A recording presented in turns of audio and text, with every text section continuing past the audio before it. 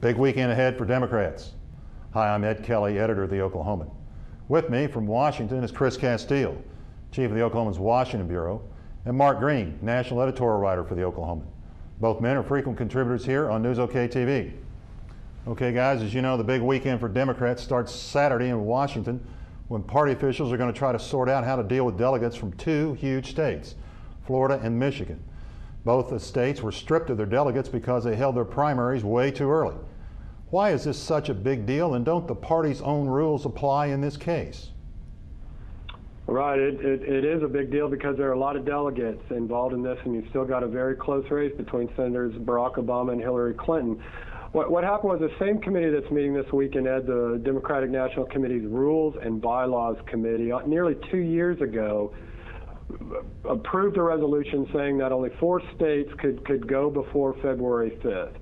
Now, Florida and the Florida legislature, led by Republicans and the Florida governor, signed a law allowing Florida to go before that on January 29th, and then the Michigan's Democratic Party set its primary for January 15th. Okay. There were agreements by the candidates not to campaign in those states, and the candidates agreed to it. And in Michigan, Senator Obama did not even appear on the ballot.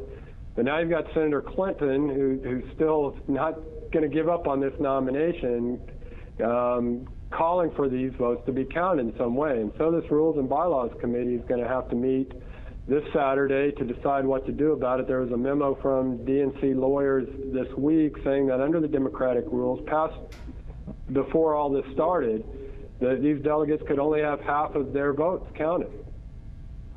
This is really, it's important because it's really Hillary Clinton's last best chance to change the dynamics in the race, to possibly have a claim to the nomination. There aren't enough primaries left. There's just a handful left, and there's not enough delegates that can be won for her to overtake Obama in the pledged delegate lead. So really, this is her best chance, is to try to get a lion's share of the delegates from these 2 contested states to narrow the gap with Obama and maybe make a more persuasive argument with the party's superdelegates. Mark, you mentioned Hillary Clinton. She does appear, as you say, to be counting on getting a big boost from this meeting in Washington, hoping that she can pick up a sizable number of delegates from these 2 huge states.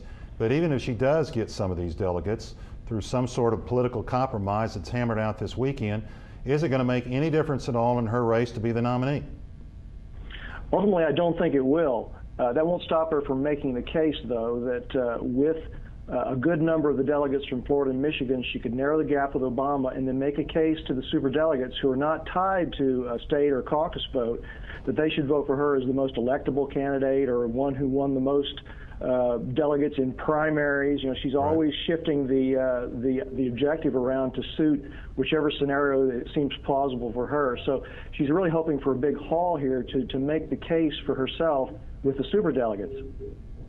I agree that if the Rules and Bylaws Committee does what its lawyers say that it should do, and that seems plausible right now, which is basically to apportion these delegates, half of them, which is something that Senator Obama seems open to, then it really doesn't change the dynamics of the race. But as Mark said, Hillary Clinton is working on a second track, which is an appeal to the superdelegates about the kind of states that she's won. And that doesn't seem to be a really plausible scenario for her either at this point, with Obama so far ahead. And Ed, I would just say that the fact that the Obama camp is willing to give away a little bit of its lead through some arrangement with Florida and Michigan indicates that they just want to get this thing off the table. And if they can come up with a deal where half the votes in Michigan and Florida are counted and they're apportioned between the 2 candidates, they'll get the issue away for them and they can move on to the nomination. Okay, great. The second big event, as you all know, for Democrats this weekend is in Puerto Rico on Sunday, home of yet another primary. Senator Clinton is the big favorite, particularly since Barack Obama hasn't put up much of a fight there. Is Obama making a mistake by letting Clinton have what looks like yet another easy win? I don't necessarily think so. I mean, I think he has been in a couple of the other primary states left, South Dakota and Montana. He's made a big appeal to Native Americans in South Dakota. Right. I think, as you suggested, the big weekend for Democrats really kicks off with this Rules and Bylaws Committee. Probably a lot of the attention is going to be focused on what happens in that meeting more so than on what happens in Puerto Rico. I think it's a political calculation. As Chris says, the big news will be here in Washington, and Obama has those two other states where he's expected to do well and probably win. They'll counteract any effect that Hillary gets from a big win in Puerto Rico. But at the same time, the offset to that is that you're talking a lot about Hispanic votes down in Puerto Rico. That's an area where Obama is going to need to do well in the fall.